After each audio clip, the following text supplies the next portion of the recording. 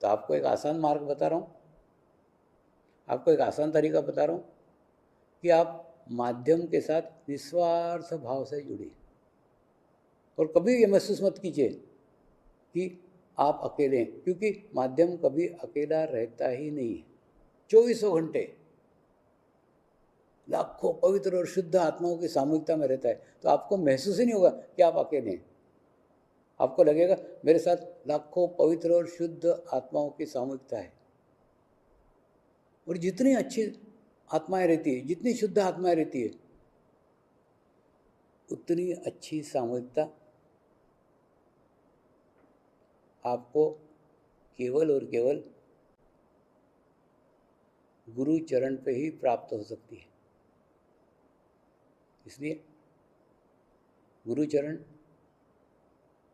एक ऐसा स्थान है जहाँ पे हमारी रिसीविंग 100% हो जाती है, 100% हो जाती है। अब जैसे किसी को भी परमात्मा मानना, किसी को भी भगवान मानना हमारी गुण ग्राहकता की चरम सीमा है। तो शिव बाबा ने जैसे ही मुझे आत्म साक्षात्कार कराया, मेरी परमात्मा की खोज समाप्त हो गई। और वो परमात्मा नहीं थे, उसके बावजूद भी मैंने उनको परमात्मा मान लिया। दिख रहे थे, मेरे ही शरीर के, 2 हाथ के, 2 पैर के हैं, मेरे ही शरीर के मनुष्य हैं, फिर भी मैंने उनको परमात्मा मान लिया। क्यों? क्योंकि उनको मिलने के बाद में परमात्मा की खोज खत्म हो गई। परमात्मा को ढूंढना, भटकना, ये एकदम समाप्त हो गया। और दूसरा, किसी को भी परमात्मा मानना हमारे रिसीविंग की, हमारे गुणग्राहकता की चरम सीमा है। तो जैसे ही मैंने उनको परमात्मा माना, मेरे सारे दरवाजे खिड़कियां खुल गए, मेरी गुणग्राहकता की चरम सीमा प्राप्त हो गई और उनके अंदर की अंतर्मुखी शक्तियां मुझे प्राप्त हो गई। जो उनकी अंतर्मुखी शक्तियां, वो उन्होंने सालों से तपस्या करके प्राप्त करके रखी थी, वही अंतर्मुखी शक्तियां ऑटोमेटिकली मुझे प्राप्त हो गई। क्यों? क्योंकि मैंने 100% उनको रिसीविंग मेरी खोल दी थी। और उसके बाद में मैंने ही महसूस किया कि परमेश्वर मेरे ही अंदर है, परमात्मा मेरे ही अंदर है। परमात्मा अपने ही अंदर रहता है, आपके भी अंदर है, सबके अंदर परमात्मा है। लेकिन वो परमात्मा तक जब तक हम नहीं पहुँचते, तब तक हमारी खोज बाहर के परमात्मा के चलती रहती है।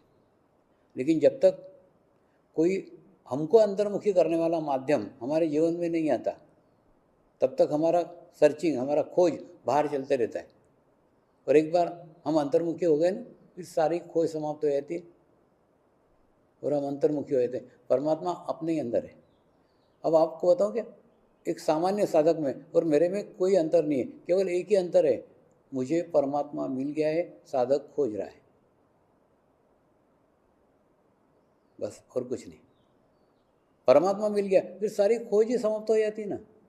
लेकिन अंतर्मुखी परमात्मा प्राप्त करने के लिए मुझे प्राप्त हुआ है, वो साधक को नहीं हुआ है। साधक, प्रत्येक साधक को हो, ये मेरी इच्छा है।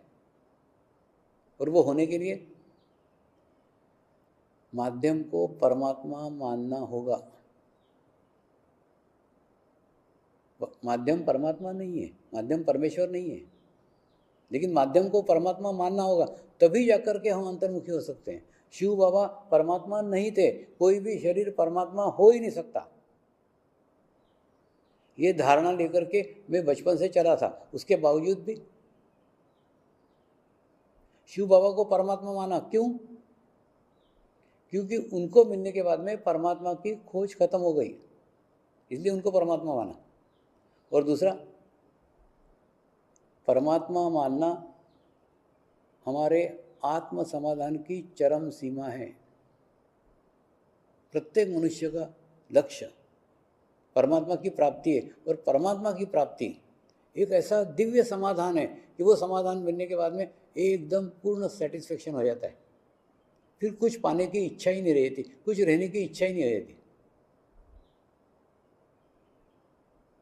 जब ऐसी स्थिति होती है ना, तब फिर बाहर की सारी खोज खत्म हो जाती है और फिर अपने ही मस्ती में, अपने सुख में, अपने आनंद में मस्त रहते हैं। और ऐसी स्थिति प्रत्येक साधक को मिले। लेकिन ये कब होगी? जब वो माध्यम को परमात्मा मानेगा। तो माध्यम परमात्मा नहीं, फिर बार बार कह रहा हूँ, माध्यम परमात्मा नहीं, परमात्मा आपको मानना होगा। तब कहीं जाके आपका चित्त माध्यम के शरीर पे नहीं, माध्यम के आत्मा पर जाएगा, और आत्मा ही परमात्मा है। जब आपका चित्त वहाँ जाएगा ना, तो आपके देखिए, अब जैसे आपको एकदम सिंपल उदाहरण समझाता हूँ। जैसे आपका मुंह काला है क्या पीला है, या आपको देखने का है? आप देख सकते हो क्या कि मेरा मुंह काला है क्या पीला है? नहीं देख सकते। आपको आईने की ज़रूरत है। जब आईने के सामने खड़े रहोगे मालूम पड़ेगा, अच्छा मेरा मुंह पीला है क्या, मेरा मुंह काला है क्या, मेरा मुंह सफ़ेद है क्या। आईने के सामने जाके खड़े रहोगे दिखेगा, लेकिन आईने के सामने जाके खड़े नहीं रहोगे तो दिखेगा नहीं ना। तो माध्यम आईना है। अगर आपको आपके भीतर के परमात्मा को देखने का है तो वो आईने के सामने जाना पड़ेगा। जब जाओगे तो ऑटोमेटिकली क्या होगा, तब अंतर्मुखी होगे। जब तक बाहर कोई परमात्मा आपको नहीं मिलता तब तक अंतर्मुखी परमात्मा नहीं मिलता। क्या कारण है? क्योंकि परमात्मा अपने ही अंदर है, परमात्मा अपने ही भीतर है, लेकिन हमको अंतर्मुखी करने वाला आईना, हमको अंतर्मुखी करने वाला मिरर जब तक हमारे जीवन में नहीं आता तब तक हम अंतर्मुखी नहीं हो सकते। तो आपके और मेरे में एक ही अंतर है कि मैंने शिव बाबा को परमात्मा माना तो उनकी अंतर्मुखी शक्तियाँ मुझे प्राप्त हुई और मैं अंतर्मुखी हुआ। तो जब तक आप माध्यम को परमात्मा नहीं मानते तब तक आप उनकी अंतर्मुखी शक्तियाँ प्राप्त नहीं कर सकते और आप अंतर्मुखी नहीं हो सकते। और जब तक अंतर्मुखी नहीं हो सकते तब तक आध्यात्मिक प्रगति संभव ही नहीं है। तब तक ये सारे झमेले चलते रहेंगे। कभी अच्छी रही स्थिति, कभी खराब रही, कभी ध्यान लगा, कभी नहीं लगा, कभी वाइब्रेशंस आए, कभी नहीं आए, ये सब चलते रहेगा। बाहर के परिस्थितियों का प्रभाव पड़ते रहेगा। क्यों? क्योंकि अंदर का परमात्मा मिला नहीं है। और अंदर का परमात्मा मिलने के बाद में वो आनंद की प्राप्ति होती है, वो सुख की प्राप्ति होती है। वो सुख आत्मनिर्भर है। हुआ था ना, एक पुलिस अधिकारियों का शिविर लिया। एक पुलिस अधिकारी बोला, स्वामी जी भौतिक सारी सुख सुविधाएं मुझे उपलब्ध है और मैं मेरे जीवन में सुखी हूँ, तो मुझे ध्यान करने की क्या आवश्यकता है? मैंने उसको उत्तर दिया, तू भौतिक सुख सुविधाओं पर डिपेंड है। आज है इसलिए तू सुखी है, कल नहीं रहेगी तो सुखी रहेगा क्या? यानी तेरा सुख भौतिक सुख सुविधाओं पे निर्भर है। वो होगी तो मिलेगा, नहीं तो नहीं मिलेगा। लेकिन मैं तुझे ध्यान करने के लिए इसलिए बता रहा हूँ, वो ध्यान करने के बाद में तुझे आत्म सुख की प्राप्ति होगी। तू सुख के लिए किसी व्यक्ति पे निर्भर नहीं रहेगा। मेरी पत्नी मुझे सुखी करेगी, मेरे बच्चे मुझे सुखी करेंगे, मेरी लड़की मेरे को सुखी करेगी, मेरे पोते मेरे को सुखी करेंगे, मेरी पोती मेरे को सुखी करेगी। सुखी होने के लिए तू किसी के ऊपर निर्भर ही नहीं रहेगा। क्यों? क्योंकि सुख तुझे तेरे भीतर से प्राप्त हो रहा है, तू किसी पे डिपेंड नहीं है। कार मिलने से सुख मिल जाएगा, बंगला बनने से सुख मिल जाएगा, या अच्छा मोबाइल मिलने से सुख मिल जाएगा। ऐसे तू कोई वस्तुओं पे भी निर्भर नहीं है। सुख के लिए तू किसी चीज़ पे निर्भर नहीं है, तो आत्मनिर्भर है। सुख की प्राप्ति तेरे को तेरे भीतर से ही प्राप्त हो रही है। ऐसी अवस्था,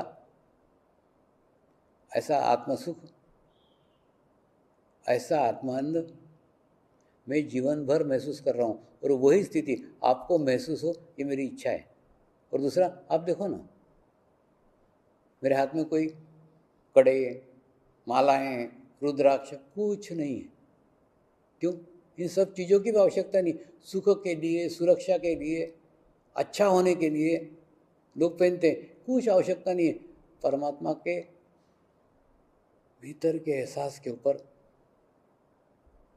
संपूर्ण विश्वास है। परमात्मा मेरे ही भीतर है, मेरे ही अंदर है, मुझे कोई दुखी कर ही नहीं सकता। कोई वस्तु दुखी नहीं कर सकती, कोई व्यक्ति दुखी नहीं कर सकता, क्योंकि मेरी सुख की परिभाषा भीतर है। सुख का स्रोत भीतर है, तो बाहर देखने की, बाहर निर्भर रहने की आवश्यकता ही नहीं रही। तो ऐसी सुख की खोज, ऐसा सुख का आनंद जब आपको मिलने लग जाए ना, तो आपकी बाहर की सारी खोज खत्म हो जाएगी। ऐसा नहीं कि नहीं मिलता है, आपको भी होता है ना। कई बार कोई गुरु कार्य जब आपके हाथ से घटित हो जाता है, जो गुरु कार्य करते हैं ना उनको बड़ा अनुभव आता है, तो इतने आत्मीय सुख की अनुभूति होती है, इतने आत्मीय सुख की अनुभूति होती है जिस सुख का वर्णन ही नहीं किया जा सकता, बताया नहीं जा सकता। इतना अच्छा लगता है, खूब अच्छा लगता है, उससे आत्मा प्रसन्न हो जाती है, आत्मा खुश हो जाती है। हुआ था ना खूब साल पहले, एक कपड़े का व्यापारी और एक बैंक मैनेजर ऐसे मिलने को आते थे, अच्छे साधक से।